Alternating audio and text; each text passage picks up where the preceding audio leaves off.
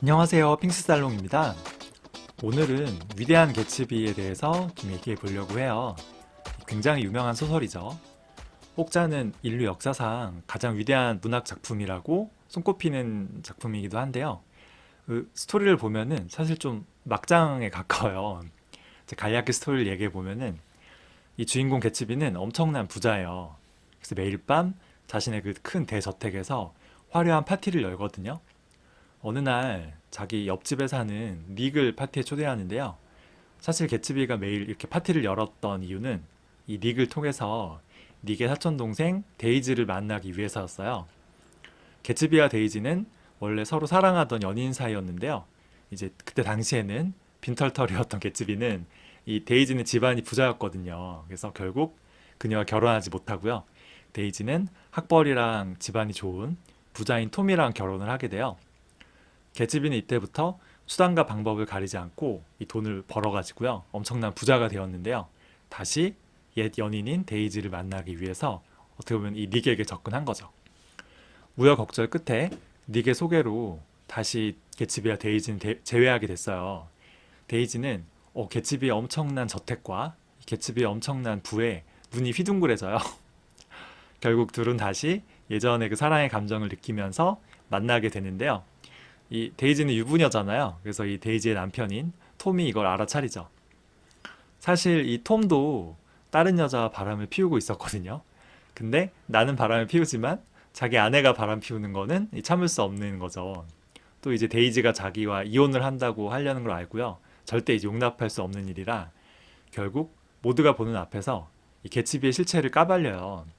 뭐 귀족 출신이란 것도 옥스퍼드 졸업이란 것도 모두 사기고 지금의 이 부자이가 된 것도 불법으로 이룬 검은 돈이라는 거죠. 그래서 원래 데이지는 이날 톰에게 이제 헤어지자고 말하려고 했는데 이 남편 톰의 폭로로 이제 마음이 흔들려가지고 말을 확실히 하지 못하고요.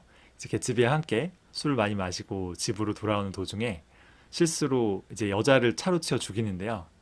하필 이 여자는 또 남편 톰이 바람피고 있던 내연녀였어요. 이 사람을 죽인 데이지는 이제 패닉에 빠져 있는데 개츠비는 걱정하지 말라고 위로하죠. 결국 이 톰은 이 자기 내연 여자, 이 죽은 여자의 남편에게 또 여자 와이프를 치워 죽인 그 사람은 개츠비라는 이름을 알려주고요. 데이지와 행복한 미래를 꿈꾸고 있던 이 개츠비는 데이지가 죽인 그 여자의 남편에게 총을 맞고 비참하게 죽게 되죠. 개츠비의 장례식에 데이지는 물론이고요. 그 파티에 참석했던 수많은 사람들 중에 단 한 사람도 오지 않아요. 그래서 허영과 이 속물들만 가득한 뉴욕 생활에 환멸을 느낀 닉은요. 출세를 포기하고 자신의 고향으로 돌아가면서 소설은 끝나게 되죠. 제가 어렸을 때 청소년용으로 나온 이 위대한 개츠비 소설을 처음 읽었을 때는 전 좀 개츠비가 좀 무섭게 느껴졌어요. 그 데이지가 사는 집 맞은편 저택을 사는 것도 그렇고요. 이미 결혼한 여잔데 그 여자에게 집착하는 개츠비가 좀 사이코 같았어요. 결말도 영 마음에 들지 않았는데요. 이제 그땐 제가 너무 어려서 각 인물들의 이해관계가 잘 이해가 되지 않더라고요. 개츠비가 누구한테 왜 죽었는지도 모르겠고 주인공인데 수영장에서 허무하게 이게 총에 맞아 죽는 결말이 너무 충격적이었던 거예요. 어린 나이에는. 이후 시간이 지나고 제가 군대에서 꽤나 재미있게 읽었던 상실의 시대라는 이 소설이 있는데요. 거기에 이런 대사가 나와요. 위대한 개츠비를 3번 읽었다면 나와 친구가 될 수 있지.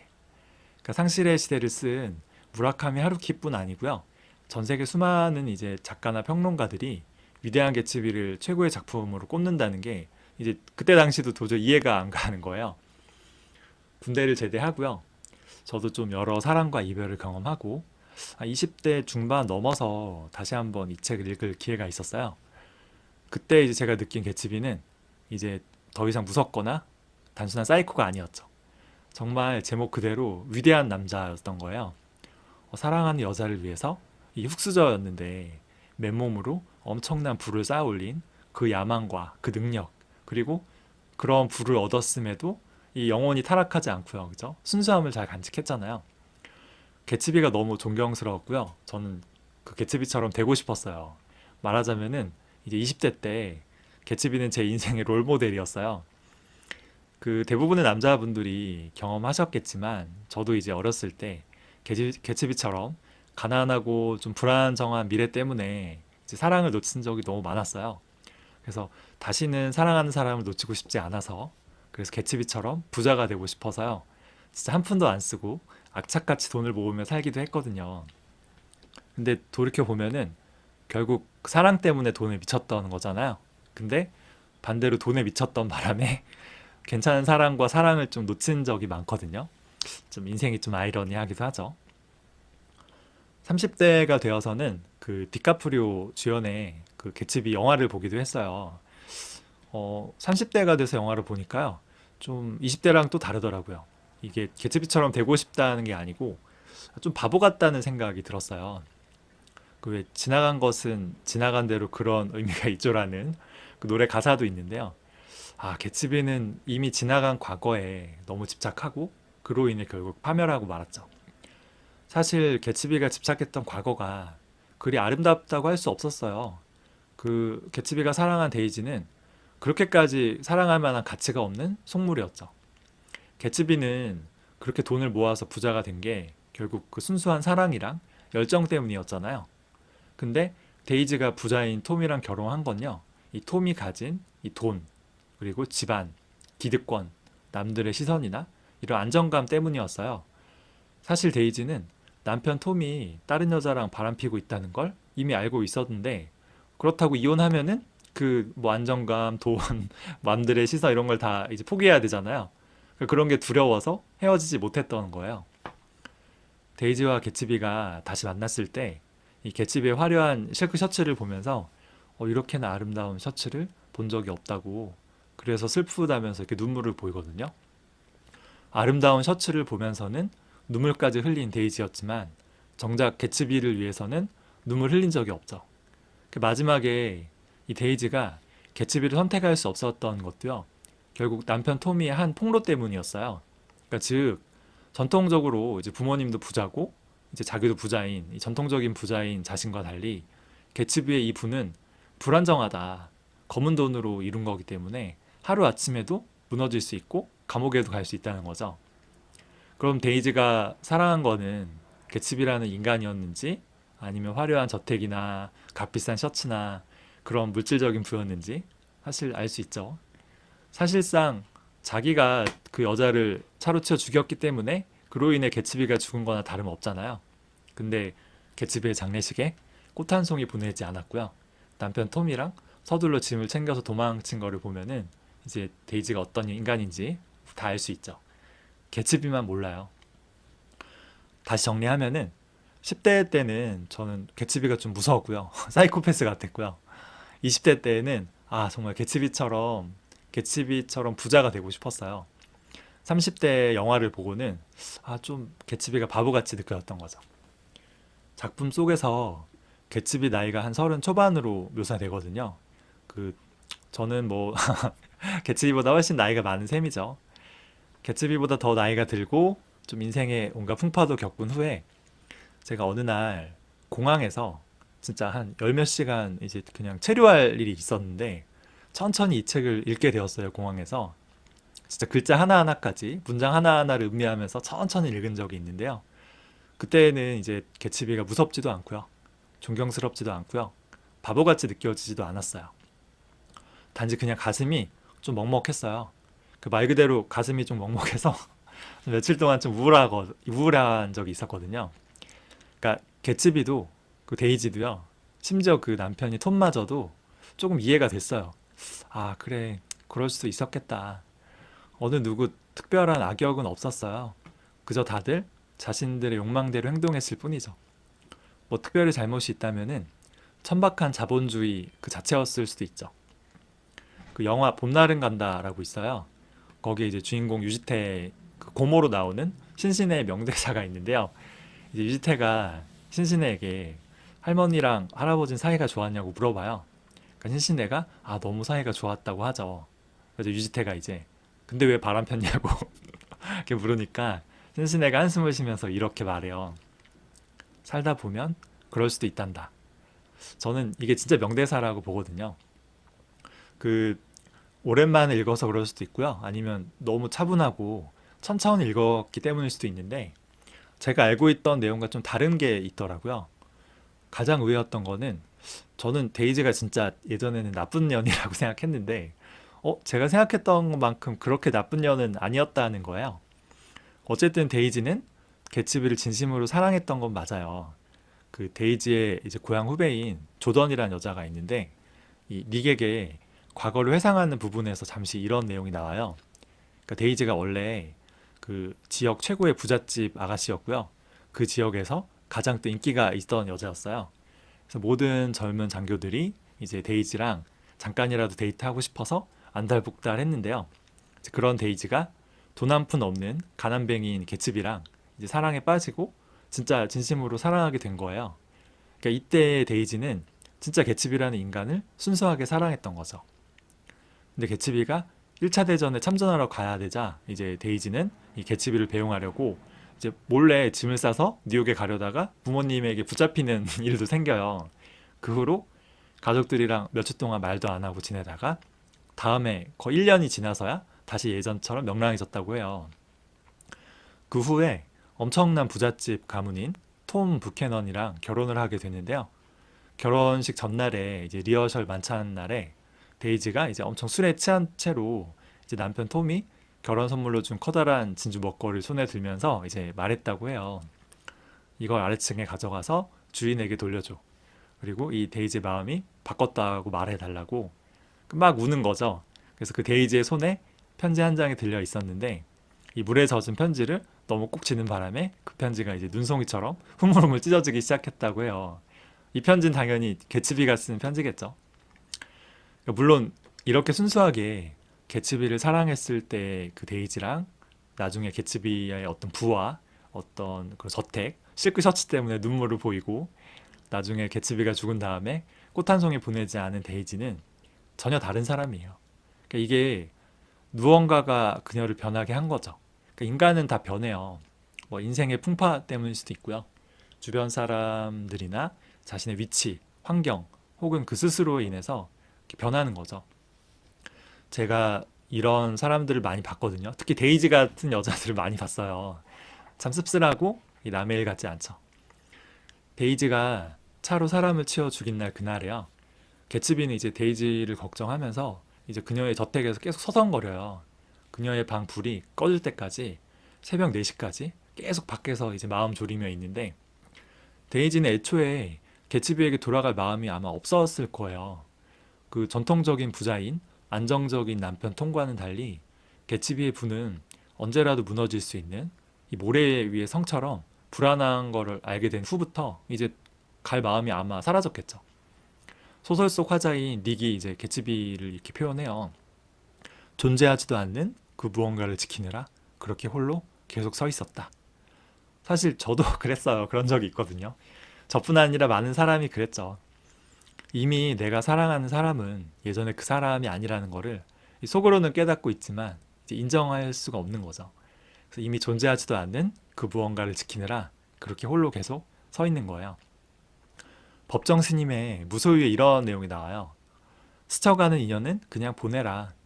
대부분의 피해는 진실 없는 사람에게 진실을 쏟아부은 대가로 받는 벌이다. 이거 참 개츠비에게 해줄 말이죠. 그 처음에는 진실이었을 거예요. 단지 변한 거죠. 그 사람의 잘못도 아니에요. 깨닫지 못하고 계속해서 이 진실이랑 마음, 사랑을 쏟아부은 내 미련함이 잘못이죠. 그 공교롭고 좀 아이러니한 게 있는데 그 개츠비가 그렇게 성공하고 부자가 될 수 있었던 건요. 사실은 그 신분의 벽으로 그 이루어질 수 없었던 데이지와의 사랑 때문이었어요. 만약 개츠비가 그 1차 대전 전쟁으로 떠나지 않았고요. 그냥 이 둘이 신분의 벽을 극복하고 이제 좀 부모님 반대를 무릅쓰고 결혼해서 행복하게 살았다면요. 아마 개츠비는 부자가 될 수 없었을 거예요. 개츠비가 부자가 될 수 있었던 가장 큰 그 힘은 가질 수 없는 사랑에 대한 이 욕망이었거든요. 제가 어느 책에서 읽었는데 대부분의 남자들이 이 품는 그 야망의 최종 목적은 결국 예쁜 여자를 얻기 위해서라고 해요. 제가 뭐 그 행복의 기원에서도 얘기했지만 우리 인간은 동물이잖아요. 그래서 여자가 없는 곳에서는 원대한 포부나 야망도 없어진다고 해요. 대표적인 예가 교도소인데요. 거기에는 이제 조금이라도 더 좋은 식사, 잠자리, 담배 한 개 피 등 동물적 본능에만 충실할 뿐 원대한 야망 따윈 찾아볼 수가 없다는 거죠. 그래서 너무 이른 나이에 예쁜 여자랑 결혼하게 되면요, 이 원대한 야망과 꿈은 빛을 잃고 이 나태해져서요, 결국 그 예쁜 여자와의 결혼 생활을 유지할 능력까지 잃어버려서 사랑과 야망을 다 놓치고 파멸하는 남자들이 많다고 해요. 그 아이러니하죠. 이 개츠비가 그 아메리칸 드림의 상징이 될 수 있었던 건요, 공교롭게도 이 자기가 원하는 여자와의 사랑이 이루어지지 못했기 때문이라니. 그 위대한 개츠비의 저자인 피츠제럴드 또한 사랑하는 연인과 이 가난하다는 이유로 파혼당한 적이 있거든요. 부모님의 반대로 해서. 그때 그 분노와 이 욕망, 열정에 힘입어서 이렇게 유명한 작가가 되었을지도 모르는 일이에요. 그래서 원래는 이렇게 회사 직장 생활 다니다가 갑자기 이제 그 후에 이제 글을 쓰고 작가로 성공하게 되는데요. 돈을 많이 벌고 유명해진 후에는 그 원래 그 부모님의 반대로 헤어졌던 그 부잣집 아가씨와 다시 결혼하게 돼요. 즉 위대한 개츠비는 어떻게 보면 작가 자신의 실제 이야기였던 거예요. 다만 이 이야기의 주인공인 개츠비는 결혼에 실패했지만 이 작가 자신은 그 결혼에 성공한 거죠. 근데 그렇게 부와 명성과 사랑하는 연인까지 모든 것을 다 가진 이 피츠제럴드였는데, 결혼 후의 이야기가 해피엔딩이냐고 하면은 또 그렇지 않아요.